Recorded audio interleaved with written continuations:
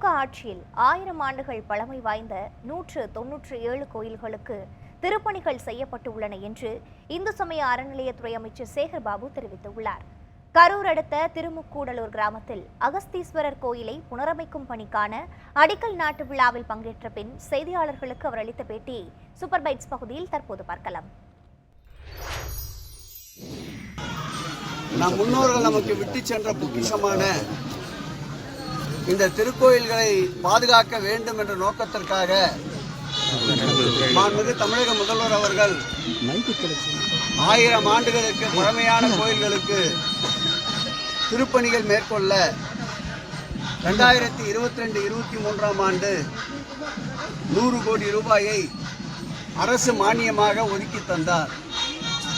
அதேபோல் 2023-24 ஆண்டிற்கு 100 கோடி ரூபாயை அரசு மானியமாக ஒதுக்கி தந்தார். இந்த 2 ஆண்டுகளில் ஒதுக்கப்பட்ட நிதியோடு சேர்த்து உபயதாரர்கள் நிதியையும் 2022-23 ஆண்டிற்கு உபயதாரர்கள் நிதி என்று சுமார் 54 கோடியே 90 லட்சம் ரூபாய் பெறப்பட்டது.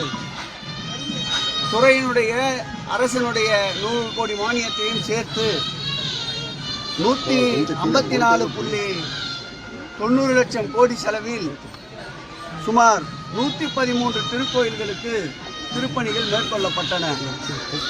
அதில் 12 திருக்கோயில்களுக்கு குடமுழுக்கே முடிந்துவிட்டது. 13 திருக்கோயிலுக்கு குடமுழுக்கிற்கு உண்டான நாள் குறிக்கப்பட்டிருக்கின்றது.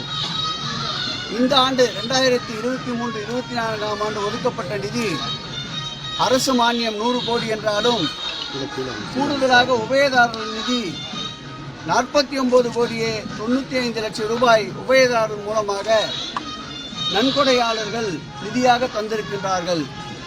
இந்த நிதியையும் சேர்த்து இந்த ஆண்டு 84 திருக்கோயில்கள் புனரமைப்பு பணிக்கு எடுத்துக்கொள்ளப்படுகின்றன. இந்த அகஸ்தீஸ்வரர் சுவாமி திருக்கோயில் போன்ற கோயில்கள் இன்றைக்கு இந்த ஆட்சியில்தான் புனரமைக்கப்படுகின்றன.